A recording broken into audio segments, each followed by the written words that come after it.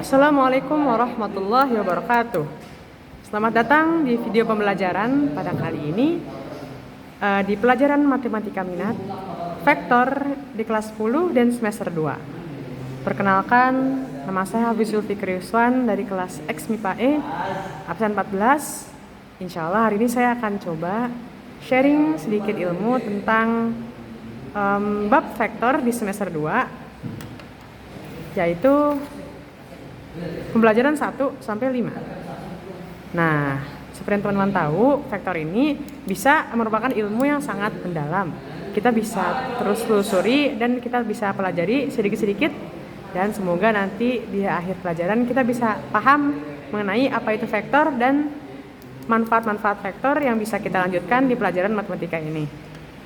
Vektor bisa kita bagi menjadi 5 sub materi, yaitu yang pertama tentang sisi grafis, yang kedua ada tentang resultan vektor, yang ketiga ada tentang aljabar vektor, yang keempat tentang sudut antara dari vektor, yang terakhir yaitu kita akan belajar tentang pembagian garis dan proyeksi ortogonal dari vektor.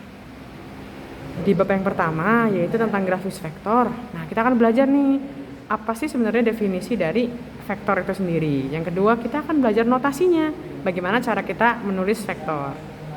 Yang ketiga ada perbandingan ukuran. Tentunya suatu vektor itu punya ukuran, nanti kita akan belajar bagaimana cara mengukurnya. Yang keempat itu ada bagaimana cara menyebelahkan vektor. Yang kelima tentang pengurangan vektor. Dan yang keenam ada tentang vektor posisi. Di bab kedua, di resultan vektor, kita akan belajar tentang trigonometri. Nah, ini juga sudah belajar kita di matematika wajib ya teman-teman. Setelah itu ada penambahan resultan. Yang ketiga ada pengurangan resultan. Kalau ini tadi penambahan, yang ini pengurangan. Setelah itu di subbab berikutnya ada aljabar. Di aljabar ini sangat menarik nih teman-teman. Kita bisa belajar vektor satuan dari yang dasarnya ya. Setelah itu ada penguraian vektor, ada operasi vektor, ada kesamaan vektor, ada juga jenis vektor sejajar. Nanti kita juga akan belajar apa itu vektor segaris. Setelah itu ada sudut antara vektor. Di sini kita akan belajar tentang perkalian dot, perkalian titik, dan jarak antar dua titik. Kita bisa nih nanti ngitung gimana caranya gitu. Setelah itu ada pembagian garis dan proyeksi ortogonal. Yang ini grafis banget nih, yang ini kita bisa bayangin sebenarnya pembagian garis itu kayak gimana, proyeksi ortogonal itu kayak gimana. Pasti nanti kita belajar nih pembagian garis itu apa, gimana caranya. Nanti ada rumusnya juga yang kita akan bisa mempermudah kita dalam menghitung kejadian-kejadian yang di sekitar kehidupan kita. Setelah itu pastinya ada proyeksi ortogonal. Baik, kita lanjut lagi ya. Baik, sekarang kita akan masuk ke bab pertama, yaitu tentang grafis vektor. Ini ada 6 subbab. Yang pertama kita akan belajar definisinya. Definisi dari vektor itu adalah besaran yang memiliki nilai dan arah. Sedangkan temannya itu ada namanya skalar. Skalar itu merupakan besaran yang hanya punya nilai. Coba kita perhatikan gambar ini. Ini merupakan termometer yang isinya itu ada ukuran suhu. Kalau ini ada gaya dan gravitasi. Nah, kalau kita lihat suhu itu kan nggak ada arahnya ya, merupakan besaran fisika yang hanya angka saja. Misalnya kalau -2 itu kan dingin ya, itu nggak ada arahnya. Masa suhu ada kayak atas ke bawahnya? Nggak ada. Beda sama gaya atau gravitasi. Seperti kita tahu kan gravitasi itu punya yang namanya arah. Gravitasi itu selalu menarik kita ke pusat dari bumi ke bawah gitu. Jadi gravitasi nggak ke atas, dia ada arahnya. Kalau kita lihat di sini misalnya kalau skalar itu dia suhu, jarak, hertz gitu. Sedangkan kalau vektor kita bayangin aja suatu besaran yang ada arahnya juga, kayak gaya, kecepatan, sama gravitasi. Nah, kalau kita sudah paham tentang definisi, kita bisa lanjut nih ke step berikutnya, next level. Kedua ada notasi. Notasi itu kata dari vektor itu punya kasnya. Kasnya itu ada tanda panah atau tanda garisnya. Jadi pembeda dari skalar itu kalau kita menemukan ini ada panahnya, berarti dia vektor. Variasinya banyak. Ada begini, ada begini, ada begini. Jadi yang penting itu ada penanda yang membedakan dia dari vektor. Ditambah kalau panjang vektor itu dia dimutlakan. Vektor di dalamnya dimutlakan, tapi artinya dia itu menanyakan panjangnya. Kalau nggak ada mutlaknya dia vektor biasa ya teman-teman. akan menandakan selalu positif dan bersifat skalar. Yang ketiga ada perbandingan ukuran. Pastinya vektor punya ukuran dong ya. Pasti semua besaran itu punya ukuran sendiri-sendiri. Kita bisa bandingkan nih, misalnya plus minus K dikali vektor A, min K dikali vektor A. Jadi K ini sebagai pembandingnya. Gimana caranya kita mengukur vektor itu? Misalnya A itu segini, berarti 2A itu 2 kali lipatnya. Kalau min sama, tapi min itu dia cuma balikin arahnya aja, sama kayak yang tadi. A segini, min A segini, berarti min 2A segini. Gampang ya? Setelah itu ada penjumlahan vektor. Gimana kalau vektornya dijumlah? Kita bayangin nih, vektor itu ada yang misalnya ada yang sini, ada yang sini. Kita gimana cara jumlahinnya? A dulu, A plus B, A plus B. Nanti tek kita cari dari titik jarak awal sampai jarak akhir. Ini ada metode segitiga, metode jajar genjang. Metode jajar genjang itu A plus B. Tapi dia disamakan dulu di pangkalnya, baru nanti di titik garis putus-putus menuju titik akhirnya.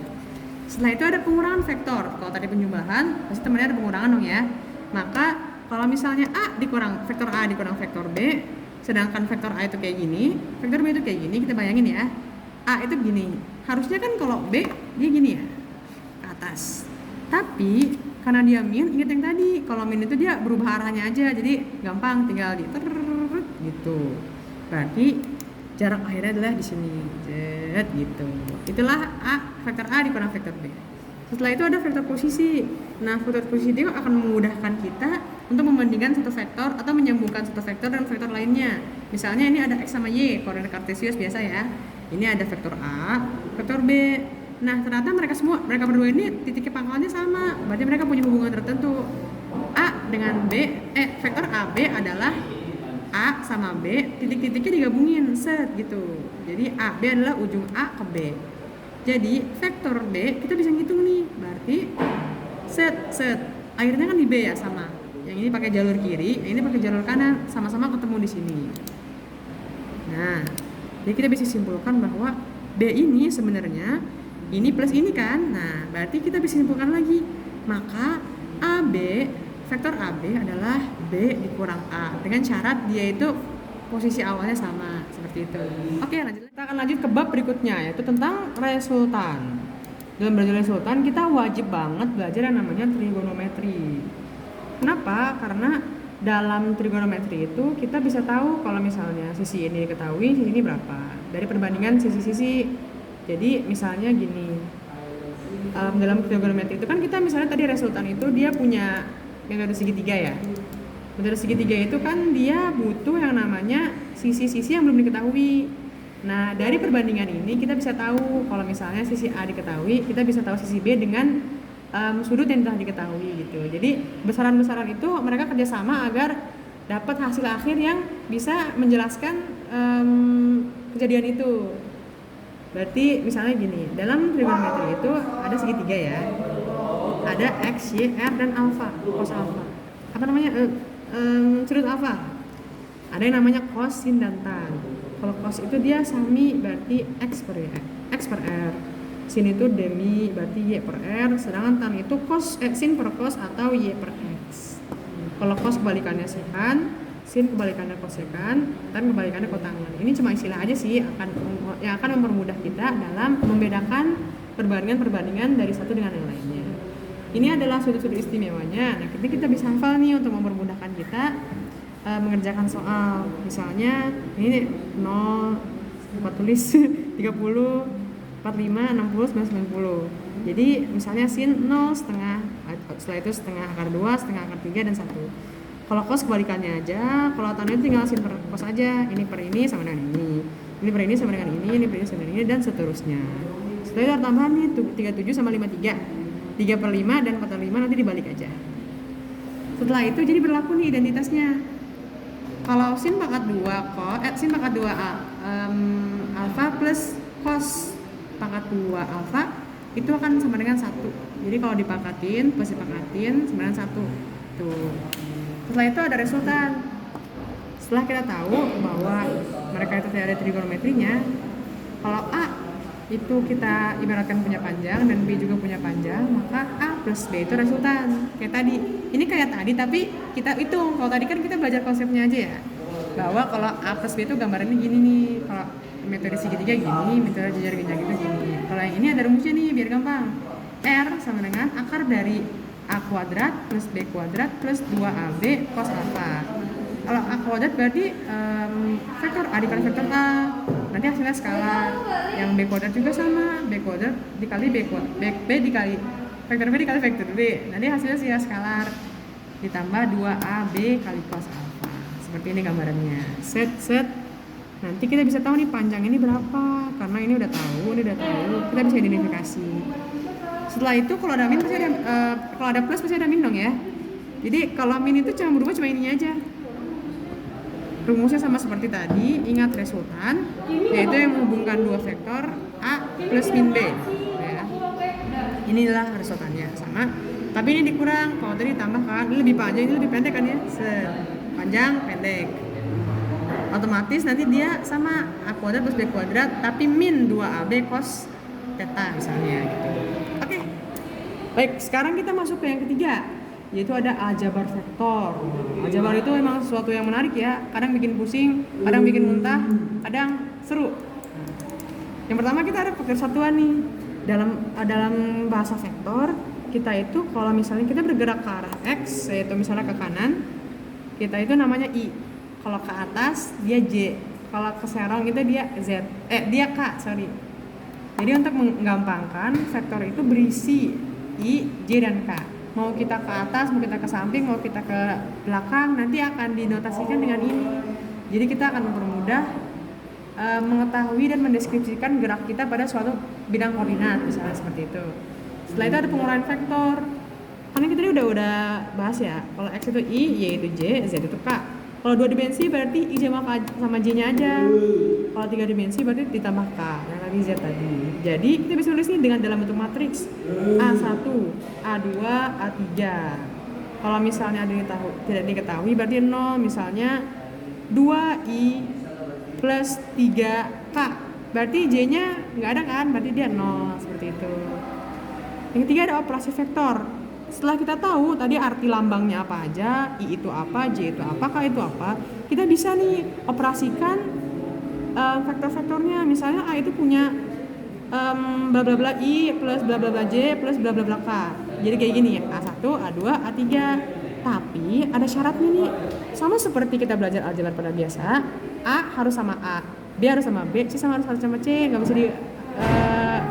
bisa digabung-gabung kalau misalnya nggak sama. Misalnya 2A plus 3A itu bisa, tapi 2A plus 2B itu nggak bisa. Jadi sama kayak vektor, I harus sama I, J harus sama J, K harus sama K.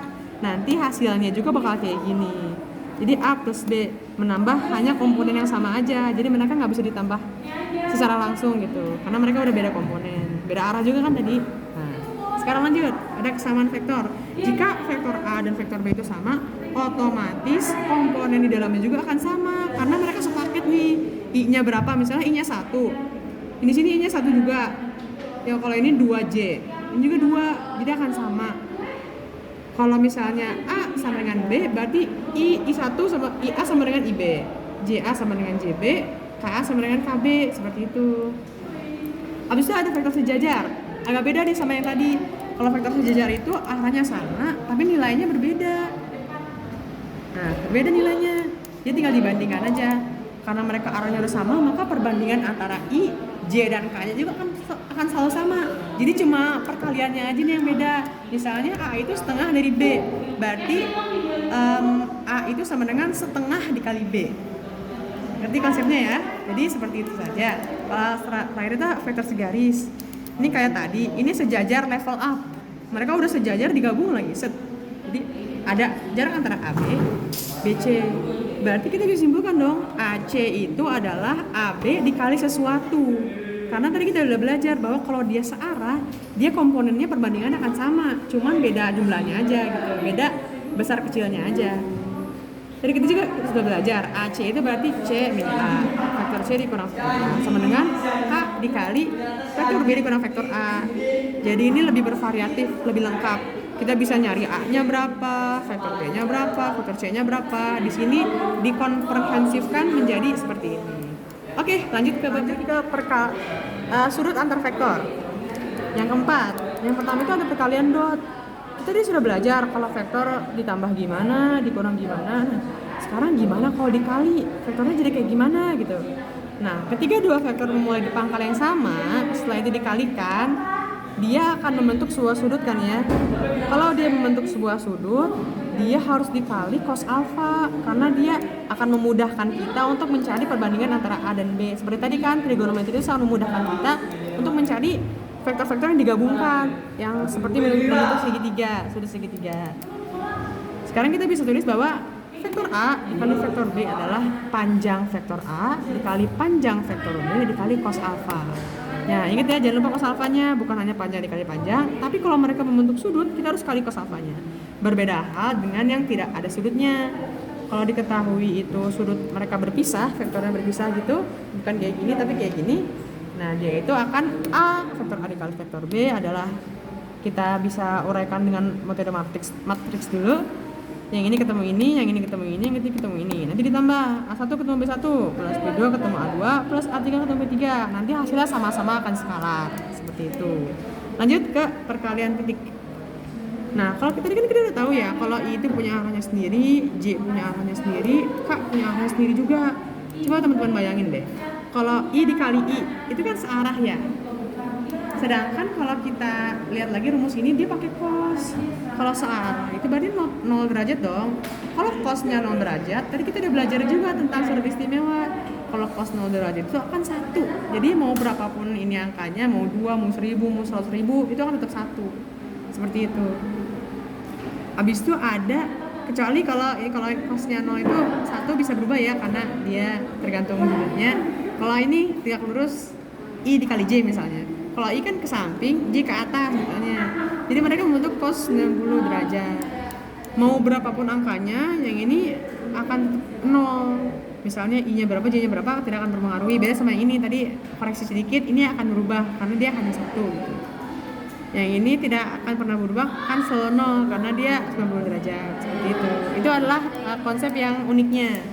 Setelah itu ada jarak antara dua titik. Gimana nih kalau ada dua titik yang diketahuinya koordinat doang? Kita gimana cara nyari panjangnya gitu, panjang vektornya? Gampang. Kalau inget aja rumus Pythagoras. Pythagoras itu kan kayak ada segitiga gitu ya. Dari X sama Y, kita bisa tahu sisi miringnya. Kalau vektornya miring-miring gitu nggak apa-apa, nggak diprotes. Kita bisa dilurusin dulu, lurusin. Kayak ibaratnya kita mau ke mall. Misalnya rumah kita di sini, mau kita di sini, kita bisa gini tuh. Ini adalah jalan tercepat. Tapi kita juga bisa lewat sini dong. Set. Cuma lebih jauh sih. Tapi kita bisa identifikasi bahwa sisi miring ini akan terbentuk dari ini sama ini dikuadratkan dan ditambah, setelah itu diakarkan. Jadi AB, panjang AB adalah X pangkat 2 plus Y pangkat 2. Karena di sini ada 2 titik, masukin aja X selisih dari X-nya. Selisih X pangkat 2 plus selisih Y pangkat 2 diakarkan. Atau kalau 3 dimensi, tadi kita udah belajar juga bahwa vektor itu ada yang 2 dimensi, ada yang 3 dimensi. Kalau yang 3 dimensi sama selisih antara X dipangkatkan 2, selisih antara Y dipangkatkan 2 plus selisih antara Z dipangkatkan 2. Karena otomatis I itu yang ini, itu selisih X, Y itu yang ini, itu J, Z itu K. Seperti itu. Oke, lanjut lagi. Ini adalah bab terakhir yang kita akan pelajari di pembelajaran kelima pada bab vektor. Ada 2 bagian nih, ada pembagian garis sama pembagian proyeksi ortogonal. Ini tuh paling seru kalau menurut saya, karena dia itu mainnya visual. Kalau tadi kan hitung-hitungan terus ya. Ini kita sekarang harus membayangkan, harus banget wajib. Pembagian garis apa itu? Pembagian garis adalah perbandingan panjang dalam suatu garis hasil pertemuan titik-titik vektor. Misalnya ini ada vektor A, vektor P, dan vektor B. Titik-titiknya itu sejajar ternyata, segaris, membentuk A, P, dan B. Ini kayak rumus-rumus tadi atau pemahaman-pemahaman tadi kita jadiin satu. Jadi kalau plus itu kita bisa cari nih, ini berapa, karena ini dan ini membentuk suatu perbandingan. Jadi P itu vektor P sama dengan perbandingan M dikali vektor B plus perbandingan N dikali vektor A per jumlah perbandingannya gitu. Kok bisa dapat dari sini sih? Gimana caranya? Dasarnya sebenarnya gini teman-teman bayangin aja ya. Jarak antara A dengan P per jarak antara P dengan B sama dengan M dikali N. Nah, masuk akal dong ya, karena ini akan sama dengan ini akan sama dengan ini. Nanti kita jabarkan sedemikian rupa biar dapatnya itu P singular nih. Nah ini kan masih sama A ya. Kita pengen tahu nih P-nya berapa. Kalau gini kan lama banget ya kita nyarinya. Nanti hitungannya akan semakin rumit. Kalau ini kita lebih gampang. Jadi ikutin aja M dikali vektor B plus N dikali vektor A min per M plus N. Kalau min sama, cuma nanti N-nya min. Kalau ini berlaku kalau ini perpanjangan garis. Kalau ini kan dalam garis ya. Kalau perpanjangan garis itu kayak gini. Nah, dia tuh kayak gini. Nah, ada lagi nih, ini N. Gitu. Nah, lagi ya. Ini ada proyeksi ortogonal. Tadi kita udah perpanjangan garis. Sekarang gini. Ini adalah bayangan pohon istilahnya. Saat sinar matahari menyinari pohon, pasti membentuk bayangan ke tanah. Sama kayak kalau kita lihat gambar-gambar estetik di Google kan, pasti kayak ada bayangan-bayangan yang bagus gitu kan ya. Kalau dikasih sinar matahari, dia membuat suatu visual yang luar biasa bagus karena dia bayangannya dari atas, dia ke bawah ke tanah. Sama kayak gini, bayangin ini pohonnya miring tapi ya pohonnya ya ke bawah. Nanti pasti sinarnya kan ke sini ya. Nanti dia akan dapat bayangan ke sini. Nah, bayangan itu kita bisa ukur dengan AP. Itu kita bisa cari panjangnya dan vektornya. Kalau vektornya kita bisa dengan rumus vektor AP sama dengan vektor A dikali vektor B per panjang dari vektor B dikuadratkan dikali B. Vektor B. Nanti hasilnya kan vektor ya. Jadi vektor itu dia I-nya tahu, J-nya tahu, K-nya juga tahu. Jadi dia bisa visualisasinya lengkap gitu istilahnya. Dari dasar ini tuh K dikali B. Ingat kan yang tadi kan kalau AP itu bagian dari AB yang tadi kita belajar. Kalau searah dia itu cuma beda perkaliannya aja. Dia akan sama perbandingannya seperti itu. Sekarang yang skalarnya. Yang skalarnya itu berarti kita cuma tahu panjangnya aja. Ini kan kalau tadi vektornya kita tahu secara detail ya. I-nya berapa, J-nya berapa, K-nya juga berapa. Kalau skalar itu panjangnya aja yang kita fokuskan di sini. Panjangnya itu rumusnya lebih singkat dari yang tadi. A sama B-nya sama nih ya. Vektor A dikali vektor B per panjang dari vektor B. Cuman tadi kan ini dikuadratkan, ini dikali. Kalau ini sampai sini aja, ini tutup. Tuh. Kenapa dari sini? Mulainya itu dari A, panjang A dikali cos alfa. Jadi kan ini panjang A ya. Gimana caranya biar dia bisa ke sini? Kan dia kalau misalnya dimensinya berubah, pasti dia akan mengalami perubahan sudut. Jadi dia itu kita langsung kali sudutnya aja cos alfa. Cos alfa kita tahu lagi tadi tuh yang rumus dot. Cos alfa itu A dikali B yang divektorkan per panjang A kali panjang B. Tapi ini karena sama dicoret aja. Jadi dia rumus kayak gini. Oke teman-teman, tadi kita sudah belajar pembayaran garis, ortogonal dan sebelumnya. Sekarang mari kita coba soal-soalnya. Baik, teman-teman semua, mari kita lanjutkan ke contoh soalnya. Di sini kita akan lihat contohnya ya. Yang pertama itu ada soal tentang Ahmad berlari. Ahmad berlari ke arah timur sebesar 9 meter. Setelah itu ke arah utara sebesar 7 meter. Setelah itu menambah lagi jaraknya ke arah yang sama sebesar 2 meter. Berapakah besaran dan arah dari jarak yang ditempuh Ahmad? Nah, kita coba ya. Kan pertanyaannya itu berapakah besaran dan arah dari jarak yang ditempuh Ahmad? Kita harus teliti nih teman-teman. Apa yang soalnya mau? Kok coba kita proyeksikan dulu ya seperti apa.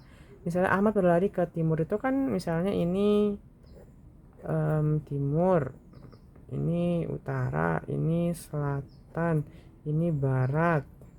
Nah, berarti Ahmad itu lari dari ke arah timur ke arah kanan sebesar 9 meter. Setelah itu dia ke atas ke utara kan ya. Berapa tadi? 7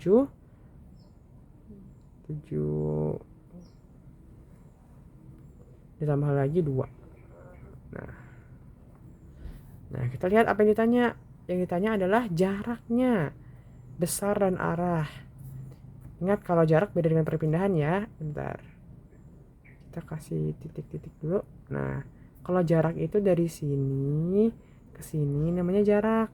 Tetapi kalau misalnya dia perpindahan, yaitu dia cari jarak terdekat. Misalnya kita kan ke sini. Jarak itu adalah yang ditempuhnya tek.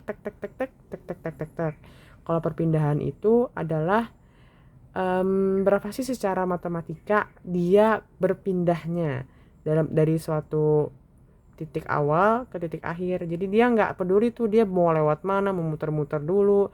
Yang penting dia mau tahu nih perpindahannya itu secara fisika berapa. Kalau jarak dia harus tahu nih, dia muter-muter ke sini, ke sana kemari, dia harus dihitung gitu.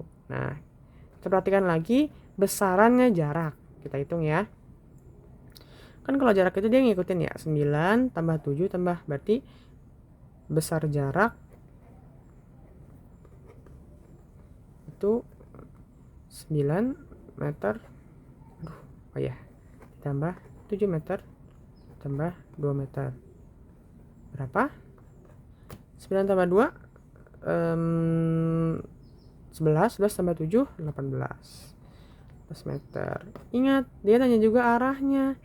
Tapi jarak itu dia nggak punya arah. Dia itu besaran skalar. Besaran skalar. Nah, jadi dia itu nggak ada arahnya. Ini kan kita lihat 9 meter plus 7 plus 2. Dia nggak lihat tuh arah. Dia nggak ada pembedaan arah. Karena dia cuma ngitung jaraknya aja, tek berapa meter, tek berapa meter, tek berapa meter. Berbeda dengan perpindahan. Kalau perpindahan itu dia ada arahnya kan, misalnya ini arahnya kemana. Kita lihat ini banyak yang mengecoh nih. Mau 9, mau 7, 9 itu ke tenggara, 7 itu ke barat laut. Selain kita harus bisa ngitung, kita harus juga tahu arahnya ya guys. Nah, sebenarnya ini bisa jadi pengecoh banget. Misalnya ini sebenarnya benar, tapi kayak tadi sebenarnya ini nggak ada arahnya kalau jarak itu. Jadi ini udah pasti salah. Tinggal yang nih, 18 meter benar yang tadi seperti kita hitung. Dan ada keterangan jarak bukan besaran vektor. Jadi bisa aja tuh pembuat soal membuat kita mikir terus. Maksudnya kayak kalau nggak teliti kita bisa celaka gitu. Nah, oke, lanjut yang kedua ya. Berarti ini sudah ada jawabannya, yaitu E. Jawabannya adalah E. Oke, lanjut nomor 2. Ujung dari vektor A dan vektor B membentuk suatu garis lurus. Satu garis lurus. Besar vektor A itu 2i plus 3j plus 4k. Dan besar B itu 6i plus berapa tuh? 9j plus 12k. Lalu K diproyeksikan terhadap garis tersebut. Jika K sama dengan I plus J plus K, maka proyeksi K terhadap garis adalah, Masya Allah, berarti ini soalnya tipenya gabungan teman-teman. Coba kita tulis diketahui dulu ya. Diketahuinya berapa nih? Diketahui itu ada vektor A 9, 12 2, 3, 4 2, 3, 4. Nah, habis itu ada apa lagi? Vektor B. Berapa? 6, 9, 12. Apa lagi? Yang K. 1, 1, 1. Terus K diproyeksikan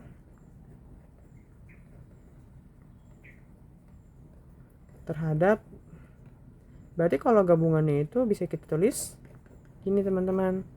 Nah, karena kita gambarin ya, coba nih, misalnya ini vektor A, ini vektor BD. Nah, ini dari sini ke sini itu namanya AB. Ingat di vektor posisi kemarin ya. Ini misalnya A, ini misalnya B. Nah, berarti AB-nya itu B min A. Dari sini nanti kita bisa cari nih, nanti ada rumus AP, yaitu vektor proyeksinya. Oke, kita langsung aja jawab ya. Ditanyanya belum ya? Ditanyanya di sini deh. Berarti AP dari K terhadap AB. Oke, ini ditanyanya. Aduh, mohon maaf, tulisan saya sangat bagus banget ya. Oke, lanjut jawab. Pertama, berarti ada langkah-langkahnya. Pertama kita harus cari AB berapa. Yang kedua kita harus baru proyeksikan AP-nya. Sekarang kita cari AB. AB gimana caranya? Yaitu B dikurang A. Ini kurang tanda panah. B-nya berapa tadi? 6, 9, 12. 6, 9, 12. A-nya berapa? 2, 3, 4. Dengan 6 kurang 2. Langsung aja ya. Jadi I sama I yang kemarin kita belajar, kalau komponen yang sama itu, kalau komponen itu harus di plus atau dikurangi dengan komponen yang sama juga. Karena seperti aljabar, kita tidak boleh mencampur adukan kalau di pertambahan permohonan ya. A dengan A, harus A dengan A, harus B dengan B, harus C dengan C gitu ya. 4, ini ada 6, ini dia ada berapa ya? 8. Dapat deh AB. Terus kita harus cari nih AP.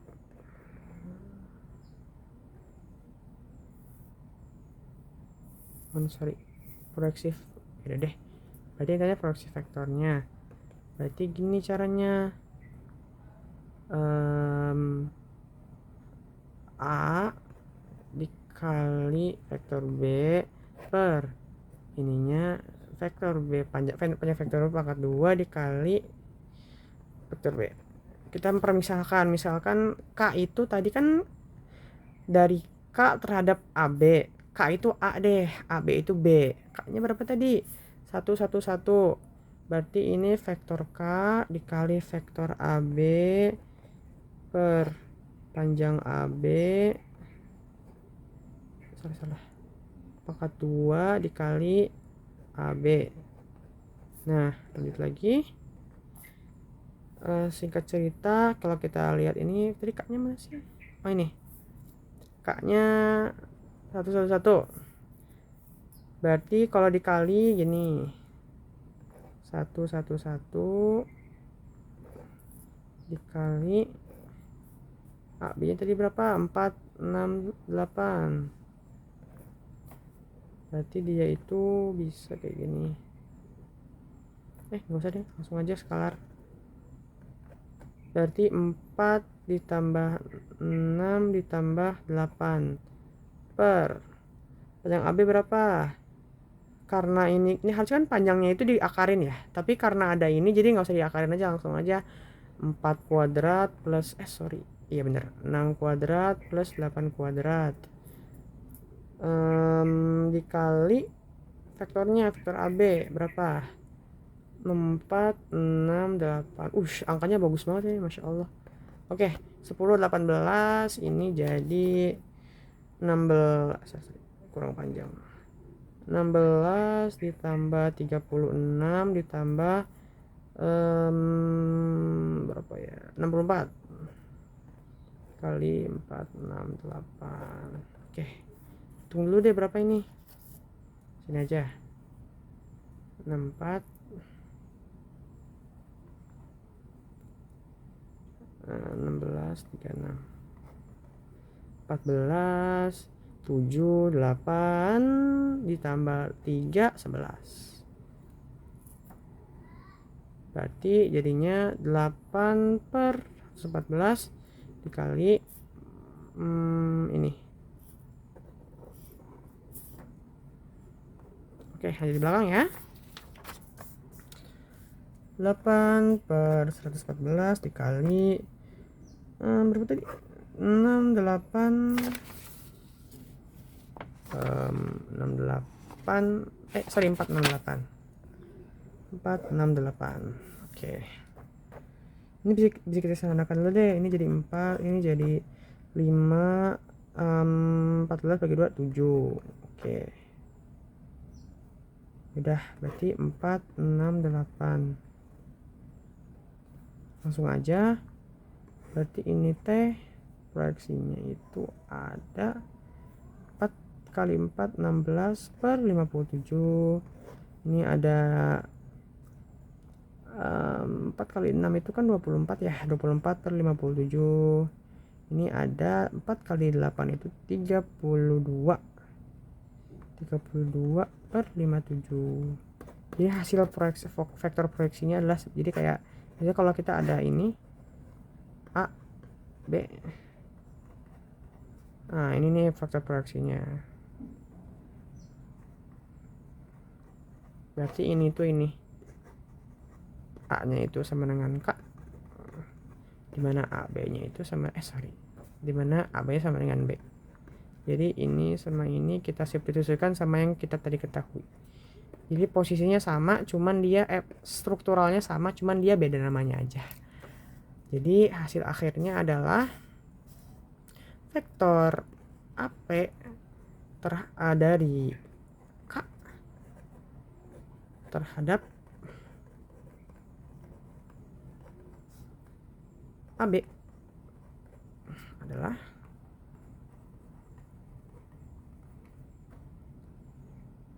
16/57 I plus 24/57 Y plus 32/57 K. Ini dia.